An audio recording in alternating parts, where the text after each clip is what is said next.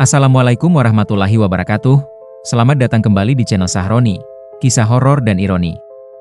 Terima kasih sudah meluangkan waktu untuk menonton konten kami hari ini. Sebelum kita masuk ke cerita yang mendebarkan ini, kami ingin menyampaikan bahwa semua kisah yang kami bagikan adalah karya fiksi belaka. Jika terdapat kesamaan nama tokoh, tempat, atau kejadian dengan kehidupan nyata, kami mohon maaf sebesar-besarnya karena hal tersebut tidaklah disengaja. Bersiaplah untuk memasuki dunia yang penuh dengan ketegangan, misteri, dan ironi yang akan membuat kalian merinding. Pastikan kalian sudah menyiapkan mental dan jangan lupa untuk like, subscribe, dan nyalakan notifikasi agar tidak ketinggalan cerita-cerita seru lainnya dari Sahroni. Hujan deras mengguyur atap rumah tua milik keluarga Sutomo di Kampung Karangwuni pada malam Jumat Kliwon, Mei 1970. Suara gemuruh petir bersahut-sahutan dengan desiran air yang menghantam genteng rumah limasan berusia puluhan tahun itu. Di dalam ruang tengah yang redup, 5 orang remaja berkumpul membentuk lingkaran. Mereka adalah Bambang, pemuda berusia 17 tahun dengan rambut klimis khas era 70-an, Siti gadis cantik yang dikenal sebagai primadona kampung, Heru sahabat Bambang yang selalu penuh ide gila, Lastri adik Siti yang pendiam namun penasaran, dan Joko si pencari perhatian yang gemar menyombongkan keberaniannya. Malam itu berbeda dari malam-malam biasanya. Orang tua Bambang sedang pergi ke kota untuk menjenguk saudara yang sakit, meninggalkan rumah besar itu kosong hingga besok siang. Kesempatan emas yang tidak mereka sia-siakan. Di tengah lingkaran, tergeletak sebuah boneka kecil dari jerami dengan 2 lidi panjang yang membentuk kaki palsu. Jelangkung. Permainan yang sudah dilarang keras oleh para sesepuh kampung, namun justru semakin menggoda untuk dicoba oleh anak-anak muda yang merasa sudah dewasa dan tidak percaya tahayul. "Kamu yakin mau melanjutkan ini, Bang?" tanya Lastri dengan suara gemetar. Gadis berusia 15 tahun itu menatap jelangkung dengan rasa takut yang nyata di matanya. Bambang mengangguk mantap, meskipun dalam hati ia juga merasa sedikit ragu. "Sudah terlanjur kita kumpul di sini. Lagi pula ini cuma permainan. Aku tidak percaya hal-hal mistis seperti ini." "Betul," kata Bambang, sahut Joko sambil menyalakan rokok kretek gudang garam yang mengeluarkan aroma khas. "Kita ini anak modern. Sudah tahun 1970, bukan zaman nenek moyang lagi. Semua cerita tentang jelangkung itu cuma dongeng orang tua untuk menakut-nakuti anak kecil." Siti yang duduk di sebelah Bambang terlihat gelisah. Dia menggenggam ujung kebaya berwarna biru mudanya dengan erat. Tapi Mbah Karso bilang jelangkung itu bukan mainan. Beliau bilang ada yang meninggal gara-gara main jelangkung dulu, tahun 1945. "Itu kan cerita lama," potong Heru sambil merapikan kacamata tebalnya. "Mungkin orangnya memang sedang sakit atau kecelakaan. Kebetulan saja dia habis main jelangkung. Tidak ada hubungan sebab akibat." Perdebatan mereka terhenti ketika lampu minyak tanah yang menjadi satu-satunya penerangan di ruangan itu bergoyang keras, hampir padam. Bayangan-bayangan di dinding bergerak liar seperti makhluk hidup yang menari-nari. Angin kencang menerobos celah-celah jendela kayu yang sudah lapuk, membawa udara dingin yang membuat mereka semua bergidik. "Kita mulai sekarang atau tidak sama sekali," ucap Bambang dengan nada yang dibuat-buat tegas untuk menutupi rasa takutnya sendiri. "Tangan kanan kalian letakkan di lidi bagian kanan, tangan kiri di lidi kiri. Pegang dengan ringan, jangan ditekan." Perlahan-lahan, kelima pasang tangan melayang di atas jelangkung. Jari-jari mereka gemetar, entah karena dingin atau karena ketakutan. Bambang mulai membaca mantra yang dia dapat dari teman kelasnya yang pernah main jelangkung. "Jelangkung, jelangkung, di sini ada pagar, di sana ada pagar. Apakah kau mau bermain dengan kami?" Tidak ada yang terjadi. Hanya suara hujan yang terus berderu dan sesekali petir yang menyambar. Joko terkekeh kecil. "Lihat. Aku sudah bilang ini cuma," kata-katanya terhenti. Lidi-lidi yang mereka pegang mulai bergerak pelan. Sangat pelan, hampir tidak terasa. Tapi kemudian gerakan itu semakin kuat. Jelangkung mulai berjalan dengan kakinya yang terbuat dari lidi, melangkah ke depan, ke belakang, memutar. "Ada yang menggerakkannya," teriak Lastri.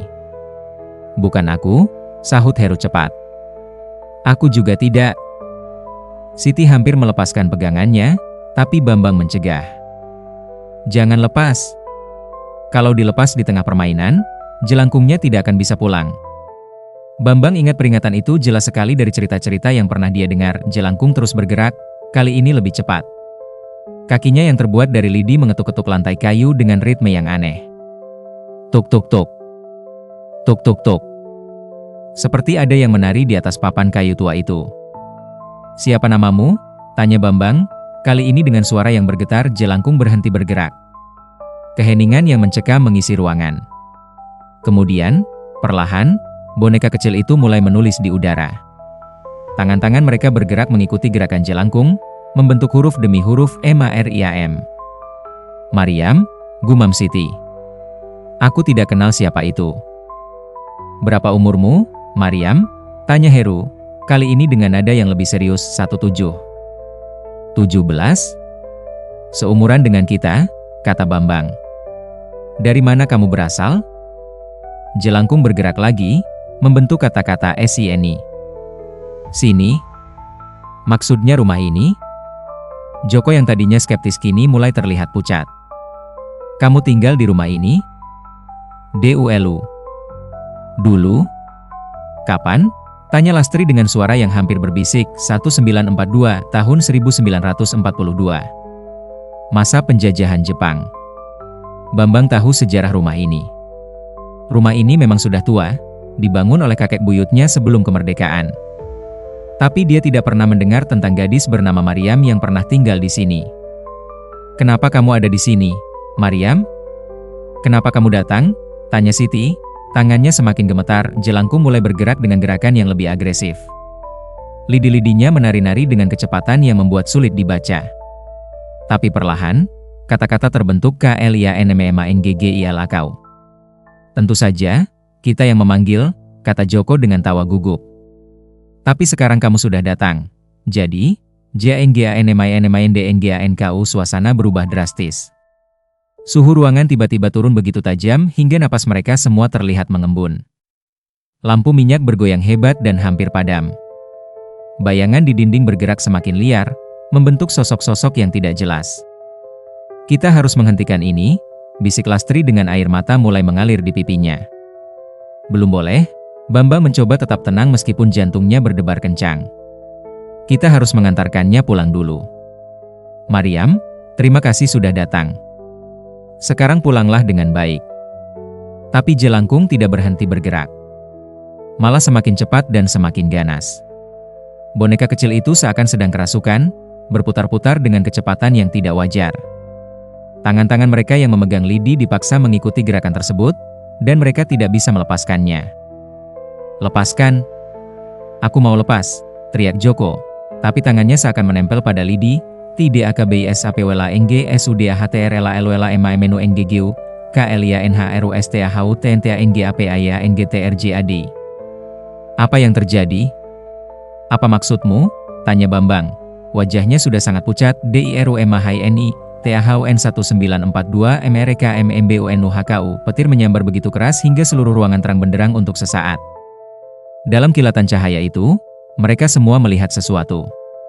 Bayangan seorang gadis berdiri di sudut ruangan. Rambutnya panjang terurai, tubuhnya kurus kering, dan pakaiannya compang-camping. Ketika gelap kembali melingkupi ruangan, bayangan itu menghilang. Siti menjerit. Lastri menangis terisak. Heru terdiam dengan tubuh bergetar hebat. Joko mencoba melepaskan tangannya dengan paksa, tapi semakin dia tarik, semakin kuat tangannya menempel pada lidi. "Tenang. Semua tenang," teriak Bambang, meskipun dia sendiri ketakutan setengah mati. "Mariam, kami tidak bermaksud mengganggu. Kami hanya ingin bermain. Tolong lepaskan kami." Jelangkung berhenti berputar. Tapi gerakan selanjutnya lebih menakutkan. Boneka kecil itu mulai menunjuk. Menunjuk ke arah pintu kamar yang berada di ujung ruangan. Pintu kamar yang selalu terkunci dan tidak pernah dibuka karena rusak. PRGKSANALIHTSNDIRI. "Tidak. Kami tidak mau." Siti menggeleng kuat. "Kami mau pulang sekarang. KLAUTIDAKMAUTAHU KLIANTIDAKKNBISAPWLANGSELAMANIA." Ancaman itu jelas. Mereka harus pergi ke kamar itu atau mereka akan terjebak selamanya dengan Jelangkung ini. Bambang melihat teman-temannya satu persatu. Semua wajah penuh ketakutan. Tapi tidak ada pilihan lain. "Baik," kata Bambang akhirnya. "Kita akan pergi ke kamar itu.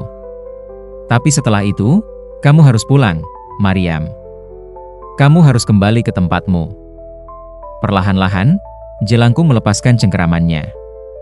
Tangan-tangan mereka bisa digerakkan kembali. Tapi ketika mereka berdiri, Jelangkung juga ikut berdiri. Boneka kecil itu berdiri tegak di atas lidi-lidinya, seperti sedang menunggu mereka. Dengan langkah gemetar, kelima remaja itu berjalan menuju pintu kamar yang ditunjuk oleh Jelangkung. Bambang yang berjalan paling depan, mengambil lampu minyak dan membawanya. Di belakangnya, Siti dan Lastri berpegangan tangan erat. Heru dan Joko mengikuti dengan wajah pucat pasi. Pintu kamar itu terbuat dari kayu jati tua yang sudah berjamur. Gagang pintunya berkarat dan gembok yang menguncinya sudah hampir lepas. Bambang menarik napas panjang, kemudian mendorong pintu itu. Krek, pintu terbuka dengan suara yang mengerikan. Bau apek langsung menyeruak keluar, bau tanah lembab bercampur dengan sesuatu yang membusuk. Lampu minyak yang dibawa Bambang menerangi ruangan yang penuh debu dan sarang laba-laba. Kamar itu kecil, hanya berisi sebuah ranjang tua dengan kasur yang sudah robek-robek. Di dinding, tergantung sebuah foto hitam putih yang sudah menguning. Foto seorang gadis cantik dengan senyum manis, mengenakan kebaya polos. "Itu dia," bisik Lastri. "Itu Mariam."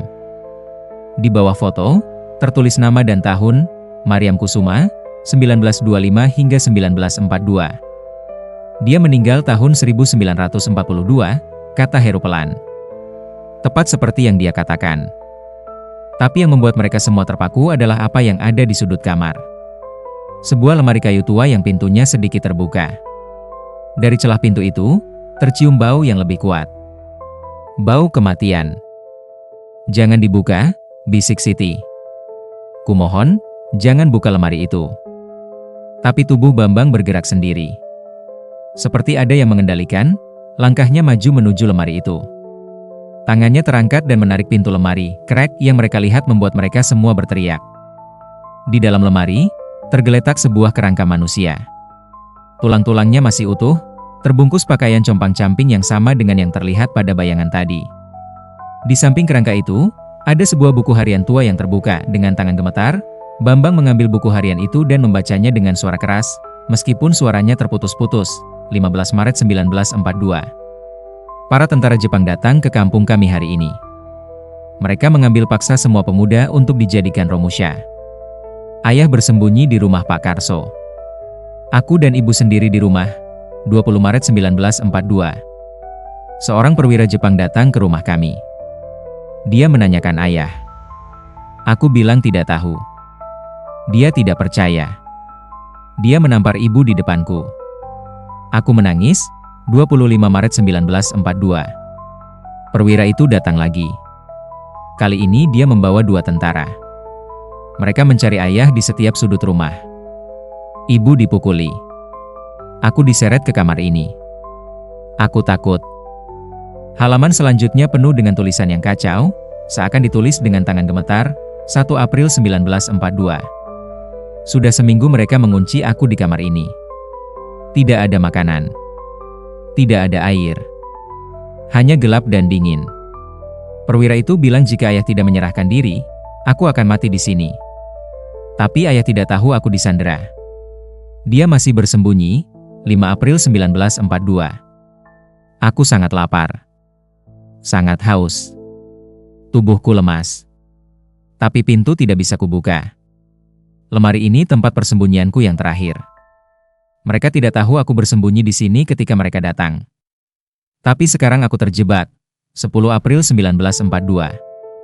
Ini hari terakhirku. Aku tahu itu. Aku tidak kuat lagi. Maafkan aku, ayah. Maafkan aku, ibu. Aku tidak bisa bertahan lebih lama lagi. Tolong temukan aku. Tolong jangan biarkan aku mati sendiri di tempat gelap ini. Tulisan terakhir itu sangat kecil dan hampir tidak terbaca. Bambang menutup buku harian itu dengan air mata mengalir di pipinya. Semua orang di ruangan itu menangis. Kisah tragis Mariam, gadis berusia 17 tahun yang mati kelaparan dan kehausan di dalam lemari rumahnya sendiri, terlalu menyakitkan untuk mereka semua. Mereka tidak pernah menemukannya, bisik Heru. Keluarganya tidak pernah tahu dia bersembunyi di lemari ini. Rumah ini ditinggalkan setelah perang, kata Bambang pelan. Kakek buyutku membelinya tahun 1950. Tapi dia tidak pernah memakai kamar ini. Dia bilang kamar ini angker. Sekarang aku tahu kenapa. Tiba-tiba, lampu minyak padam total. Kegelapan pekat menyelimuti kamar. Tapi di tengah kegelapan itu, mereka melihat cahaya lemah. Cahaya yang berasal dari sudut kamar, tempat lemari berdiri, Maryam ada di sana. Bukan lagi sebagai bayangan menakutkan, tapi sebagai gadis cantik seperti di foto. Dia tersenyum sedih, air matanya mengalir. Terima kasih, suaranya lembut, hampir seperti bisikan angin. Sudah 28 tahun aku menunggu. Menunggu seseorang menemukan aku. Menunggu seseorang tahu apa yang terjadi. Kami akan memberitahu semua orang, kata Bambang dengan suara bergetar. Kami akan pastikan kamu dikuburkan dengan layak. Tidak perlu, Maryam menggeleng. Yang kuperlukan hanya kebenaran terungkap. Sekarang kalian sudah tahu. Sekarang aku bisa pergi. Tapi, Siti melangkah maju. Bukankah kamu marah? Bukankah kamu ingin membalas dendam? Maryam tersenyum lagi, kali ini lebih hangat meskipun masih sedih. Untuk apa? Mereka yang menyakitiku sudah mati semua. Perang sudah lama berlalu. Yang tersisa hanya kenangan dan penyesalan. Aku hanya ingin diingat. Diingat bahwa aku pernah hidup. Diingat bahwa aku tidak menyerah sampai detik terakhir. Cahaya di sekitar Maryam mulai memudar. Sosoknya perlahan menghilang, seperti kabut yang terkena angin. Pulanglah dengan selamat, kata Maryam. Dan jangan pernah main jelangkung lagi. Tidak semua roh sebaik aku. Ada yang jauh lebih mengerikan. Tunggu, teriak Lastri. Jelangkungnya bagaimana? Dia masih di luar. Tapi Maryam sudah menghilang sepenuhnya. Cahaya padam total. Kegelapan menelan segalanya ketika lampu minyak menyala kembali. Entah bagaimana bisa menyala dengan sendirinya, mereka berlima keluar dari kamar dengan tergesa-gesa. Di ruang tengah, jelangkung masih berdiri di tempat yang sama. Tapi kini boneka kecil itu terlihat biasa saja. Tidak ada aura menakutkan. Tidak ada gerakan aneh. Dia sudah pergi, kata Bambang sambil mengambil jelangkung dan membakarnya di tungku dapur. Mereka menonton dalam diam saat api memakan boneka jerami itu. Asapnya mengepul ke atas, membawa serta lidi-lidi yang menjadi kaki jelangkung. Dalam beberapa menit, semuanya habis menjadi abu. Kita harus pulang, kata Siti pelan. Sudah hampir tengah malam. Satu persatu mereka beranjak pulang, meninggalkan rumah Bambang dengan perasaan lega bercampur trauma. Pengalaman malam itu akan mereka bawa seumur hidup, tapi ada yang tidak mereka sadari. Ketika mereka membakar jelangkung, ada sesuatu yang terlepas. Sesuatu yang selama ini terikat di dalam boneka jerami itu. Sesuatu yang jauh lebih tua dan jauh lebih berbahaya daripada roh Maryam. Malam itu, Bambang tidur dengan gelisah. Dalam mimpinya, dia melihat Maryam lagi. Tapi kali ini wajahnya penuh ketakutan. Aku sudah pergi, kata Maryam. Tapi dia belum. Dia yang sebenarnya menguasai jelangkung. Aku hanya tumpangan. Maafkan aku. Aku tidak bisa memberitahumu sebelumnya. Siapa? Siapa yang menguasai jelangkung? Tanya Bambang dalam mimpi. Dia tidak punya nama. Dia adalah kumpulan roh-roh jahat yang terikat di jelangkung sejak permainan ini pertama kali diciptakan ratusan tahun lalu. Setiap kali seseorang main jelangkung dan tidak mengantarkannya pulang dengan benar, roh yang datang akan terjebak di sana. Terjebak selamanya. Sampai ada yang membakar jelangkungnya. Tapi aku sudah membakar. Dan dengan itu, kau melepaskan mereka semua. Bambang terbangun dengan keringat dingin membasahi tubuhnya. Dia melihat ke arah jendela. Di luar, masih gelap. Tapi ada sesuatu yang berbeda. Ada bayangan-bayangan yang bergerak di halaman rumahnya. Puluhan bayangan. Mungkin ratusan, mereka semua menoleh ke arah jendela kamar Bambang. Mata-mata kosong menatapnya dengan tatapan lapar. Mulut-mulut tanpa suara membuka dan menutup, seakan sedang berbisik sesuatu. Bambang mundur dari jendela dengan tubuh gemetar. Dia mengambil selimut dan menutupi kepalanya, berharap ini semua hanya mimpi buruk. Tapi suara-suara itu tetap terdengar. Suara langkah kaki di atap. Suara goresan di dinding. Suara tawa pelan yang bergema di seluruh rumah. Pagi datang dengan lambat. Ketika matahari akhirnya terbit, bayangan-bayangan itu menghilang. Tapi Bambang tahu mereka akan kembali. Setiap malam, mereka akan kembali. Dia bergegas ke rumah Heru, ingin memberitahu apa yang terjadi. Tapi di tengah jalan, dia bertemu Joko. Wajah Joko pucat dan matanya bengkak, jelas habis tidak tidur semalaman. "Kamu juga melihat mereka?" tanya Joko dengan suara serak. Bambang mengangguk. "Di rumahku. Puluhan, mungkin ratusan." "Di rumahku juga." Joko duduk di pinggir jalan, kepalanya ditundukkan. Mereka mengetuk jendela, mencakar pintu, berbisik nama-namaku. Aku tidak bisa tidur sama sekali. Mereka berdua pergi ke rumah Heru, dan menemukan Heru dalam kondisi yang sama. Bahkan lebih parah. Kacamata Heru retak, wajahnya terluka, dan pakaiannya robek. "Apa yang terjadi padamu?" tanya Bambang. "Mereka masuk ke kamarku," jawab Heru dengan suara gemetar. "Melalui celah di bawah pintu. Seperti asap hitam. Mereka menyeretku, mencekikku. Aku baru bisa lepas ketika ayam berkokok menandakan fajar." Mereka bertiga kemudian ke rumah Siti. Gadis itu sedang duduk di teras rumahnya, memeluk lututnya sendiri. Lastri ada di sampingnya, juga terlihat ketakutan. "Kalian juga?"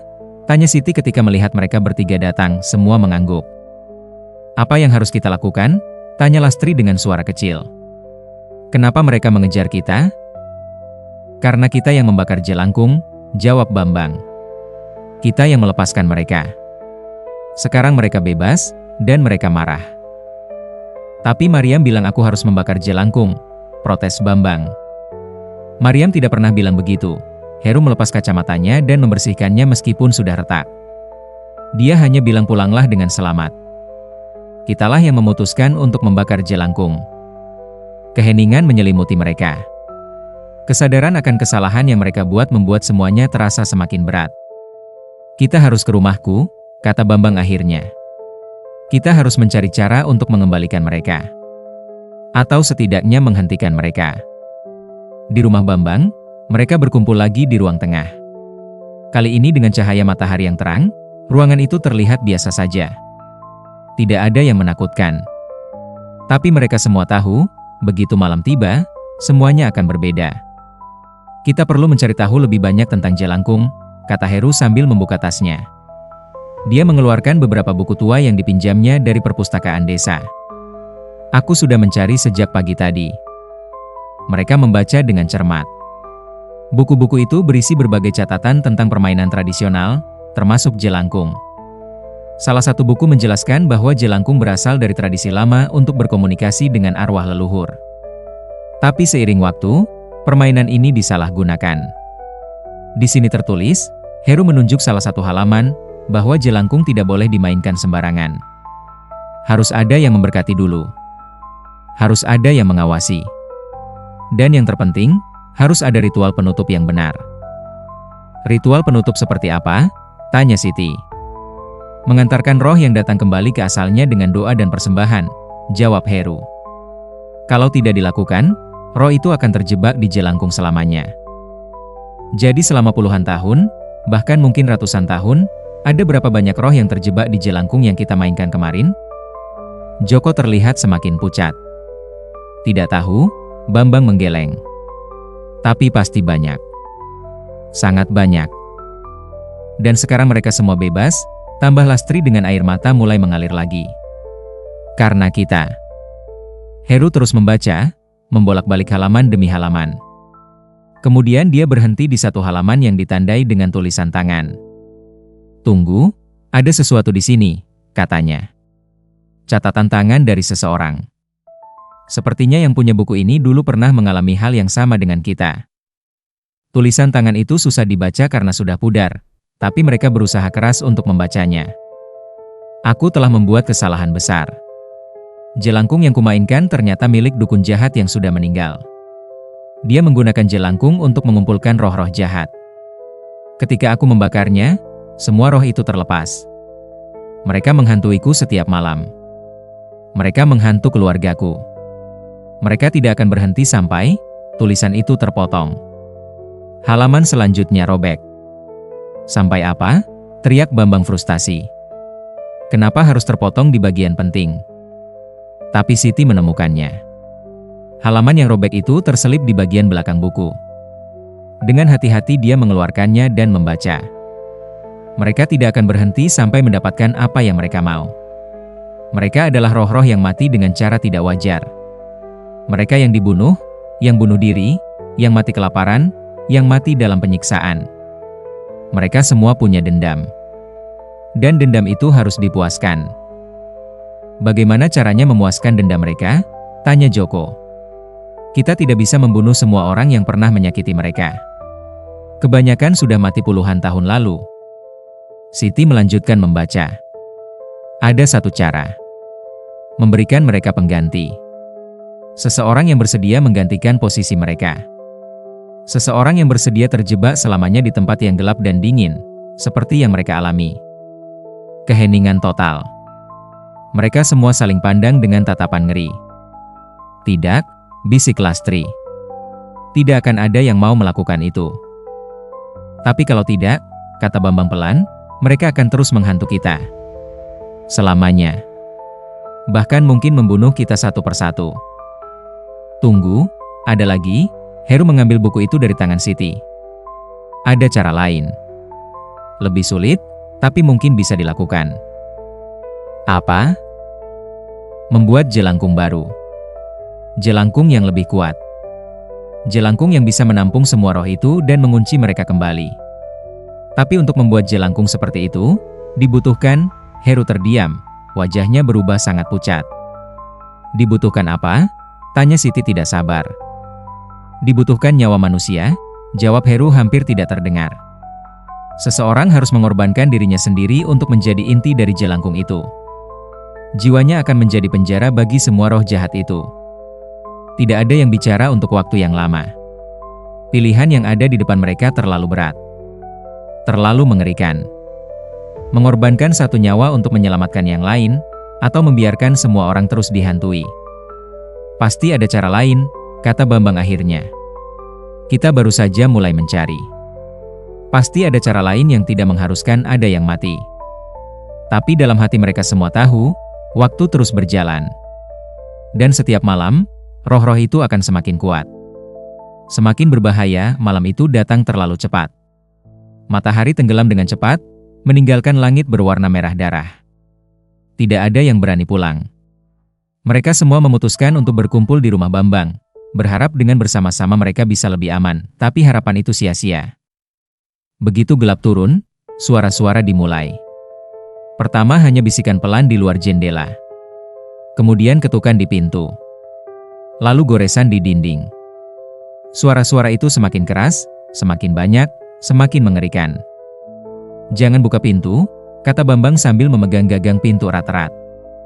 Apapun yang terjadi, jangan buka. Tapi pintu mulai bergetar. Seperti ada sesuatu yang mendorong dari luar dengan kekuatan yang luar biasa. Jendela-jendela mulai bergetar juga. Bahkan dinding rumah terasa bergetar. Mereka masuk, teriak Siti ketika melihat asap hitam mulai masuk melalui celah-celah di pintu dan jendela. Asap hitam itu membentuk sosok-sosok mengerikan. Pria dengan luka tembak di dada. Wanita dengan leher tergorok. Anak-anak dengan tubuh kurus kering.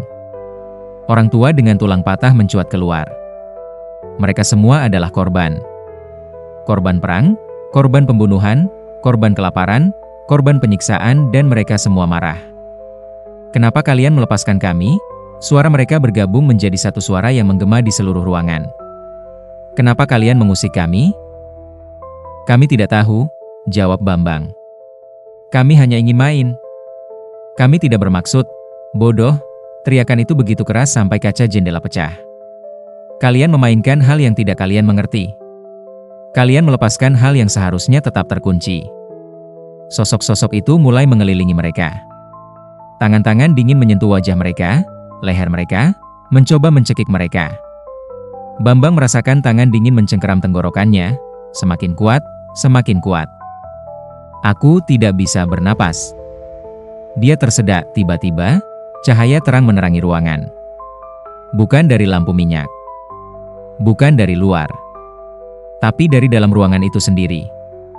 Maryam muncul lagi, kali ini dengan cahaya yang lebih terang. "Lepaskan mereka," teriaknya. "Mereka tidak tahu. Mereka hanya anak-anak." "Menyingkirlah, Maryam," kata sosok-sosok itu. "Kau tidak ada urusan dengan ini. Kau sudah bebas. Aku tidak bisa membiarkan kalian menyakiti mereka." Maryam berdiri di depan kelima remaja itu, melindungi mereka. Mereka yang menemukanku. Mereka yang memberitahu dunia tentang apa yang terjadi padaku. Aku berhutang pada mereka. Satu nyawa tidak cukup untuk menebus ratusan jiwa yang tersiksa. Sosok-sosok itu semakin mendekat. Mereka harus membayar. "Kalau begitu ambil aku," kata Maryam. Keputusannya membuat semua orang terkejut. "Aku bersedia menggantikan mereka. Aku bersedia menjadi penjara bagi kalian semua." "Tidak." Siti mencoba meraih Maryam, tapi tangannya menembus sosok itu. "Kamu tidak perlu melakukan ini. Ini keputusanku." Maryam tersenyum sedih. "Aku sudah bebas selama 1 hari. Itu sudah cukup bagiku. Lebih dari yang pernah kumimpikan selama 28 tahun. Sekarang giliranku membebaskan kalian." Cahaya di sekitar Maryam berubah. Dari putih hangat menjadi biru dingin. Tubuhnya mulai berubah. Tangan dan kakinya memanjang, menjadi lidi. Tubuhnya mengecil, menjadi boneka jerami. Dalam sekejap, Maryam berubah menjadi jelangkung. "Tidak!" teriak Lastri, tapi sudah terlambat. Sosok-sosok hitam itu satu persatu tersedot masuk ke dalam jelangkung yang terbuat dari Maryam. Teriakan-teriakan mereka bergema di ruangan, tapi perlahan melemah, sampai akhirnya hilang total. Dalam beberapa menit, semua sosok hitam itu hilang. Yang tersisa hanya jelangkung yang berdiri di tengah ruangan. Jelangkung yang terbuat dari pengorbanan Maryam. Bambang meraih jelangkung itu dengan tangan gemetar. Dia bisa merasakan kehangatan di dalamnya. Kehangatan yang berasal dari jiwa Maryam yang mengorbankan dirinya untuk mereka. "Maafkan kami," bisiknya. "Maafkan kami, Maryam." Tidak ada jawaban. Hanya angin sepau-sepau yang bertiup, membawa ketenangan setelah badai pagi itu. Mereka berkumpul di pemakaman umum kampung. Dengan izin kepala desa yang tidak mereka beritahu alasan sebenarnya, mereka menggali sebuah lubang kecil. Di lubang itu, mereka meletakkan jelangkung yang terbuat dari pengorbanan Maryam, bersama dengan kerangka Maryam yang mereka ambil dari lemari rumah Bambang. "Seharusnya dia dimakamkan bersama keluarganya," kata Siti sambil meletakkan bunga di atas makam. "Tapi kita tidak tahu di mana keluarganya," jawab Heru. "Yang kita bisa lakukan hanya memastikan dia mendapat pemakaman yang layak." Mereka berdiri di sekitar makam dalam diam, masing-masing dengan pikirannya sendiri. Pengalaman beberapa hari terakhir telah mengubah mereka semua. Mereka tidak lagi remaja naif yang suka main-main dengan hal-hal yang tidak mereka mengerti. "Apa yang akan kita lakukan sekarang?" tanya Joko pelan. "Melanjutkan hidup," jawab Bambang. "Dan memastikan tidak ada orang lain yang melakukan kesalahan yang sama dengan kita." Sejak hari itu, kelima remaja itu menjadi yang paling vokal menentang permainan jelangkung. Mereka menceritakan pengalaman mereka ke semua orang yang mau mendengar, meskipun tanpa detail tentang Maryam yang sebenarnya, karena mereka berjanji untuk menjaga rahasia itu, tapi cerita mereka tidak selalu dipercaya. Banyak yang menganggap mereka hanya membuat buah cerita untuk menarik perhatian. Bahkan orang tua mereka sendiri skeptis. Seiring waktu berjalan, kejadian itu mulai memudar dalam ingatan orang lain. Tapi tidak bagi mereka berlima. Setiap malam, mereka masih bermimpi tentang Maryam. Tentang pengorbanannya. Tentang bagaimana mereka seharusnya lebih berhati-hati. 2 minggu setelah kejadian itu, Bambang kembali ke rumahnya. Kamar yang dulu dihuni Maryam sekarang sudah dibersihkan. Tidak ada lagi bau apek. Tidak ada lagi sarang laba-laba. Hanya ruangan kosong dengan jendela yang membiarkan cahaya matahari masuk, tapi ada satu hal yang Bambang simpan. Buku harian Maryam. Dia membacanya lagi dan lagi, mencoba memahami penderitaan yang dialami gadis itu. Dan dalam salah satu halaman terakhir, dia menemukan sesuatu yang tidak terbaca sebelumnya. "Jika ada yang menemukan buku ini suatu hari nanti, tolong jangan sedih untukku. Aku tahu hidupku akan berakhir di sini. Aku sudah menerimanya. Yang kuinginkan hanya satu, jangan biarkan penderitaanku sia-sia. Belajarlah dari kesalahanku. Jangan bersembunyi ketika bahaya datang. Hadapi dengan berani, meskipun akhirnya tetap kalah. Terima kasih yang sebesar-besarnya sudah setia mendengarkan kisah sampai selesai. Kehadiran kalian adalah motivasi terbesar bagi kami untuk terus menghadirkan cerita-cerita horor yang tidak hanya menegangkan, tapi juga penuh dengan ironi kehidupan yang menggugah pikiran. Jangan lupa untuk subscribe dan aktifkan notifikasi agar kalian tidak melewatkan kisah-kisah berikutnya yang pastinya akan membawa kalian masuk lebih dalam ke dunia misteri dan keanehan yang menggelitik rasa penasaran. Sampai jumpa kembali di cerita selanjutnya. Semoga malam kalian penuh kedamaian, dan keberanian kalian tak pernah surut menghadapi kegelapan. Wassalamualaikum warahmatullahi wabarakatuh.